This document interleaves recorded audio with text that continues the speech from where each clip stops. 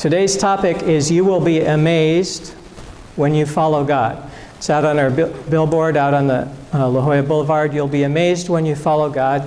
And there's one word that's left off the billboard that will cause it to be more true for some people. And that's the word eventually. Eventually you'll be amazed when you follow God. There are some times when what we do, the action and the consequences are immediate. So there's no question what caused what. You do something, you get a reaction right away. That happens frequently enough, and it's helpful when it does so that we can see either, oh, I really want to do more of that, or I never want to do that ever again. So when consequences come so quickly, we can quickly make advantage of that feedback loop and change our course of behavior, either doing more of it or less. Often, there's the action and the consequence, which is inevitable, but they're far apart in time. And by the time we mosey our way over to the consequence, we've forgotten what caused it. And so it's easy in that scenario to not realize what the connection is, and so to get over to the good consequence of good behavior and just say, oh, I must be lucky.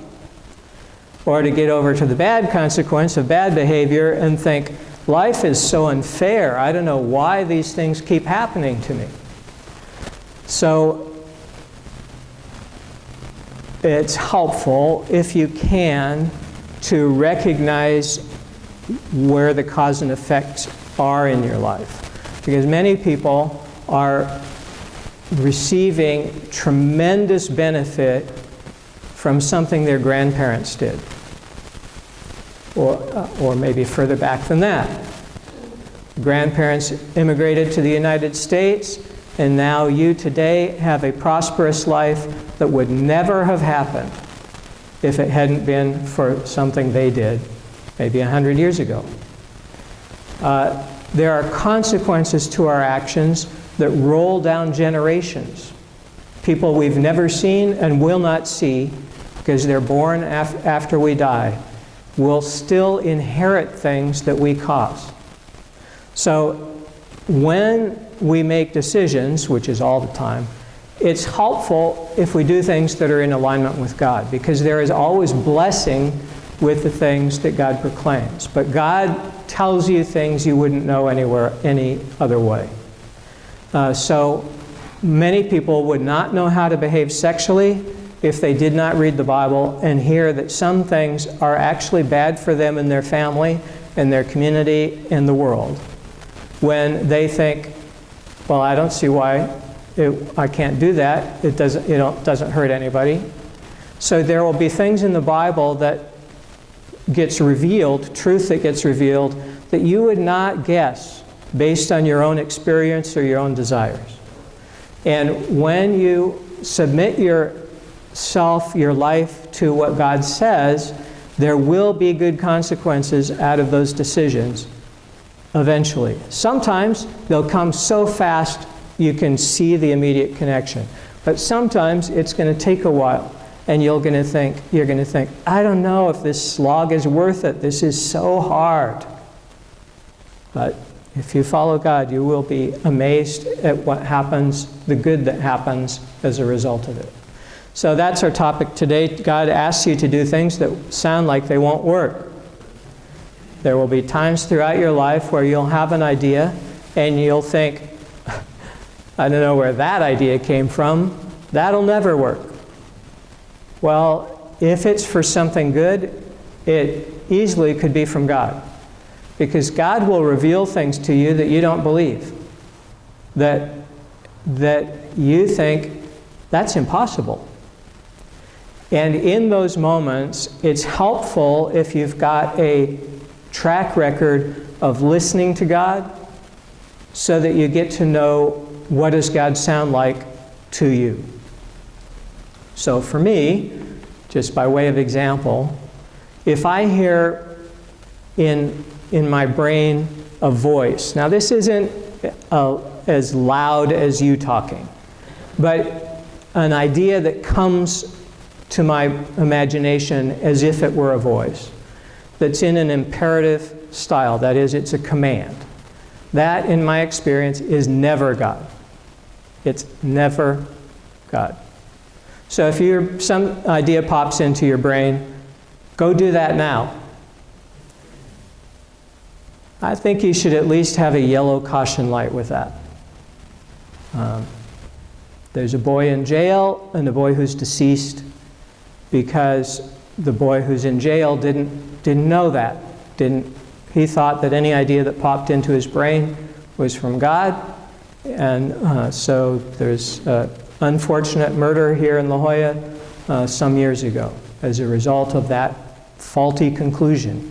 So you will hear a mix of ideas, many of them bad, and you will need to have some screens to help evaluate, is this something I thought of? Is it something that God's proposing? Is this something from an enemy? Where's this idea coming from? This last week, it's hard to believe it was still this week. Maybe it's just hard to believe it's in the same week. But I was at a continuing ed event, and the way that the event worked, there were 8 different workshops running at the same time that would not repeat. So every hour and a half, 2 hours, you had a choice of which one of the 8 you wanted to go to, and then there'd be a different 8 2 hours later. In this particular set, there were 2 that I wanted to go to, and they were in the same general area. They were about a block apart. I wanted to go to both, but I had to choose, so I went to one. Normally, I would take a seat, but when I got there, the seating was full, and this particular location was in a cavernous room, so I was able to stand on the side and just view it from there. All the other rooms were closed and under fire marshal codes, but this room was so immense that people could stand even if there wasn't a chair. So I stood to the side towards the back and got a lot out of the workshop, and about 30 minutes in, the idea came to me, now's the time to be at the other workshop. So first we're going to evaluate that idea as practice, then we're going to see what happened as my testing it out. So when we evaluate the idea, one of the things you're going to do is discount, one of the things I'm going to do is discount everything that comes as an imperative command from the bossy part of my brain that wants to control my behavior and get me to do things that don't really count, but to stay safe. And so it wasn't that, so I could still listen to it. So then what does it feel like? If you get an idea that feels slimy or rushed, harried, anxious, afraid, those aren't things, attributes of God. So those ideas aren't of God. If you get an idea that comes to you with a sense of peace, patience, goodness, love, faithfulness, gentleness, self-control, those are all some of the fruit of God's Spirit, and so that is an idea that you probably should consider. And just check it out and see how's your track record, because you will probably hear differently than the person next to you. There will be ways that God works in your life that are different from the person next to you based on what you've said yes or no to throughout your life up to this point. Well, the idea that was coming to me that I should be in the other workshop now, it just felt peaceful. So I decided to check it out. You can't know some of these things till you try it out and get a track record after a while of, is this a way you're hearing from God or not? So I walked the block or however far it was to the other side of this cavernous room, to the other stage. The person had 10 points in his presentation. He was on number 9 when I arrived. And so I got to hear number 9, which was helpful, and I got to hear number 10, which was helpful, and then he put on the screen all 10 as a review. And because I had gone over when I didn't know if it was a good idea or not, but it seemed worth checking out, because I gotten over there, I essentially heard all the important things of his lecture in the 5 minutes that I was there. Let's suppose I stayed at the other one. I would have heard the other one's closing point. And I would never have known what I missed. And I would never have known if it was a good idea or not to follow an idea that comes to your consciousness that you didn't come up with. Having practice like that over the space of time, when an idea floats into my consciousness that is much more costly, I have a track record of trying out these things that aren't costly. The worst that could happen is I go over to a boring lecture and miss out on the end of a good one, right? So in that scenario, it doesn't cost too much for me to check it out and see, is this a way that I'm hearing from God? And as you have experience like that, it will be helpful, because eventually God may say something to you, like God said to Noah, I'd like you to build a boat taller than this building and longer from here to the end of our parking lot. And that is going to be a costly endeavor if you decide to do that. So it's helpful, before you get to that point, to start to experiment and to see, what does God sound like to you when you hear God? Because God will ask you to do things that sound like they don't work. Why don't you spend your life building an ark just in case I send a little bit of rain? You're in an area that doesn't need a boat, but why don't you build a boat here? And if you don't have time talking to God, you might be inclined to say, I don't know who you are, but it's not April Fool's and this isn't funny. No, I'm not going to build a boat. It could take 100 years to do that. That's huge. Just me and my 3 kids.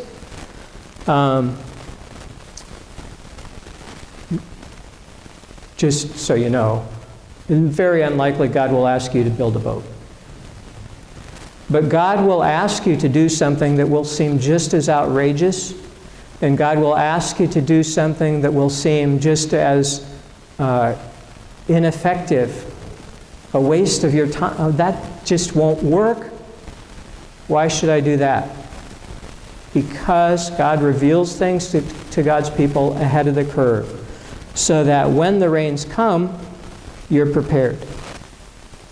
Once the rains start falling, it's too late to build that boat. I'm going to skip ahead to Luke 5.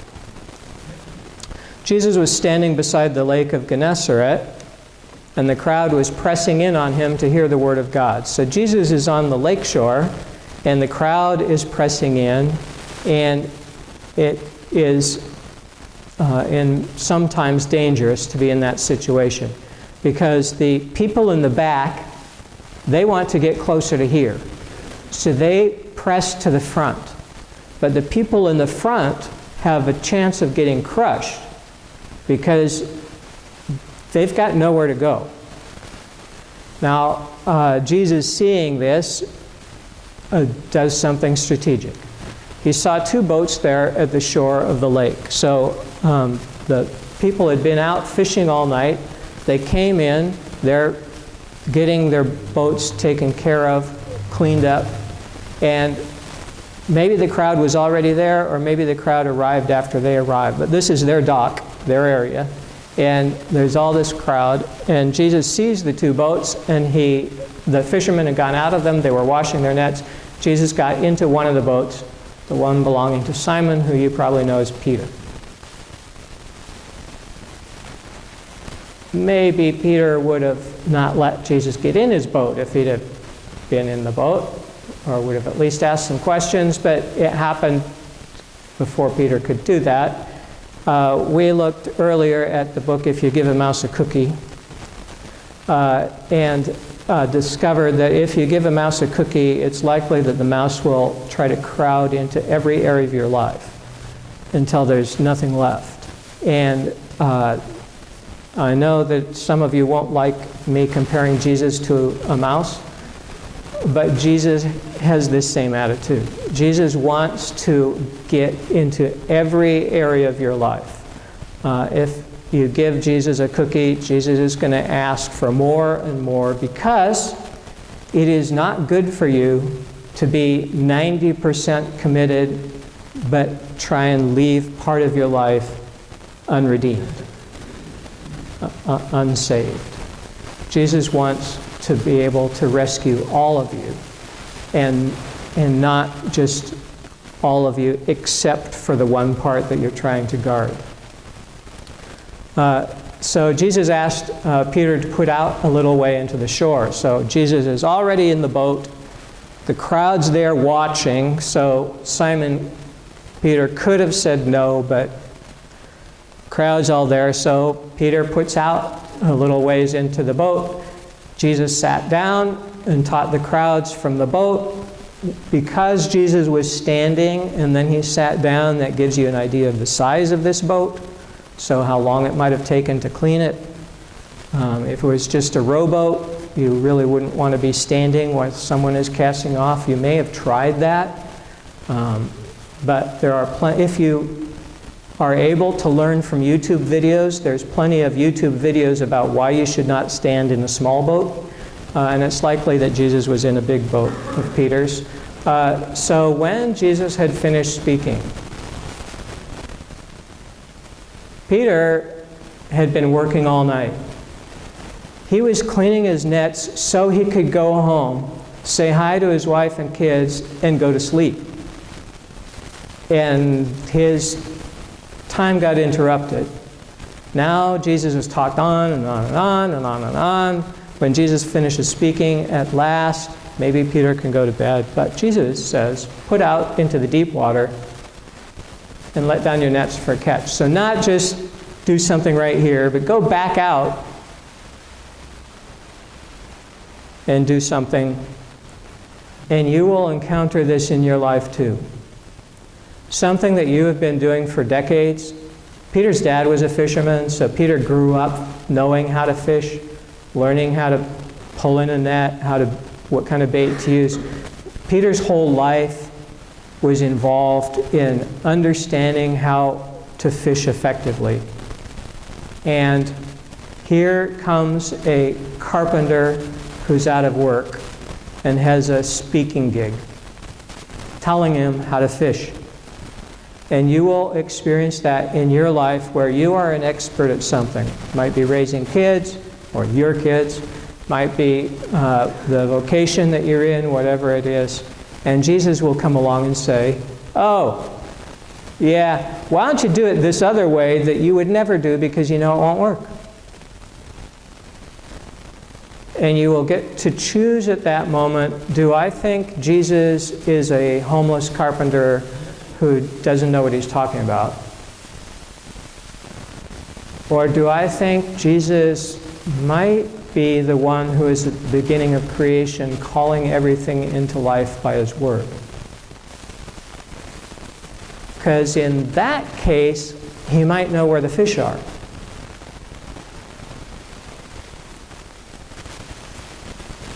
You will encounter throughout your life God telling you things that don't make sense. And luckily for us, we'll also get some practice on things where it doesn't matter. Like the impression I had, now's the time to be at that other workshop. If it was wrong, it wouldn't cost that much. It's a time to check it out, get some practice. Peter said, Master, we've worked all night long, but we caught nothing. Gives Jesus a chance to say, oh, well, in that case, forget it. But Jesus doesn't say that. And so Peter decides to do what I hope you will do, which is to experiment. Find out.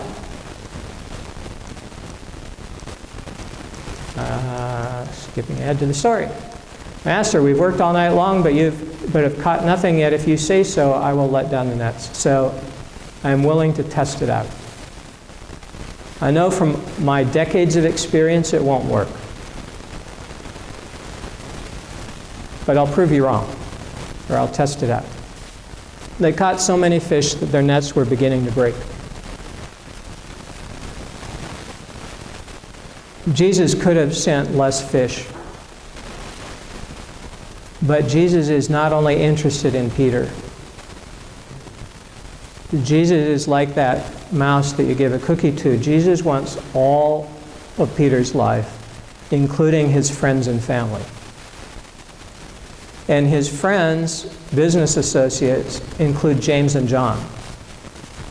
And Jesus is after them too. So, there's too many fish. They signaled to their partners in the boat to come and help them, and they came and filled both boats. So they began to sink. And Peter's response is, "Go away from me, Lord, for I'm a sinful man." Peter recognizes that this stranger who has come into his boat, there's something extraordinarily powerful about him. But in the midst of seeing someone who's that holy, Peter recognizes, I'm not someone that you should be associating with. And Jesus chooses to associate with people like Peter. Jesus is willing to talk to anyone. If you're a church person filled with pride, Jesus is happy to talk to you. But it's hard for you to come to a spot where you believe that Jesus is right instead of yourself. So in terms of Jesus' friends are going to be the people who can recognize their status, that they don't measure up. In the company of Jesus, it's revealed to them where they really are.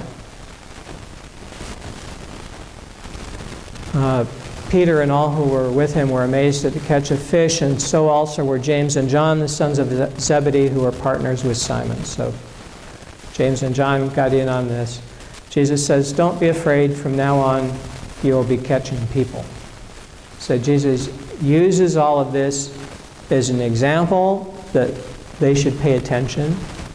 Jesus uses all of this as a way to give their family tremendous resources for the time that Peter, James, and John will be away, so that their families have some sustenance.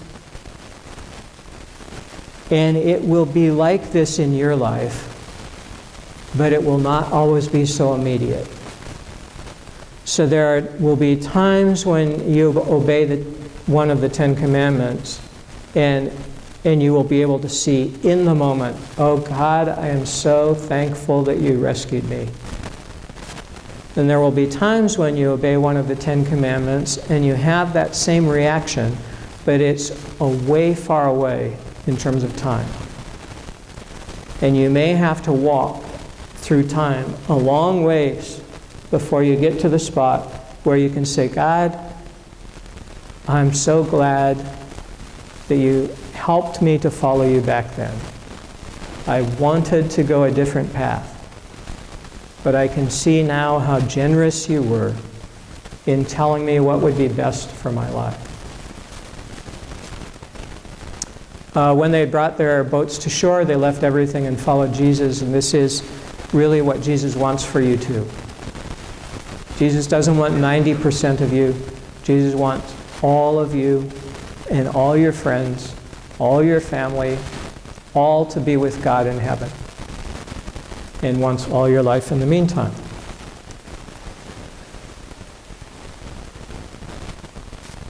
When you follow God, there will always be this amazement, but sometimes there will be a gap before you experience it. Why don't you stand?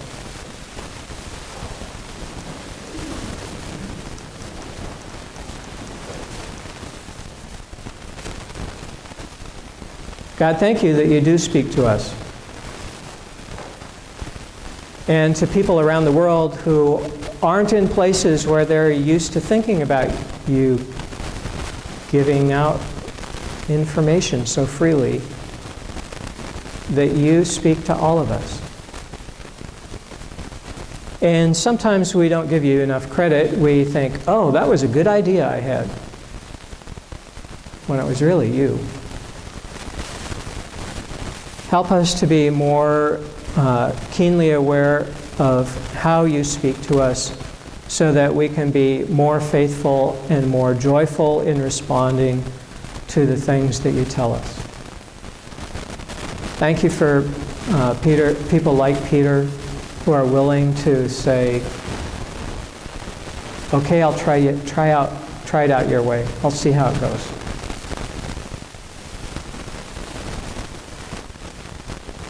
And we're so grateful for the times when you surprise us with your amazing mercy and love. Thank you. Amen. If you're ready for a change, ask Jesus to be your Lord. Ask for the Holy Spirit to fill you. Read the Bible every day. It has information you can't find anywhere else. Find a church where you can grow in faith, and do what Jesus tells you to do.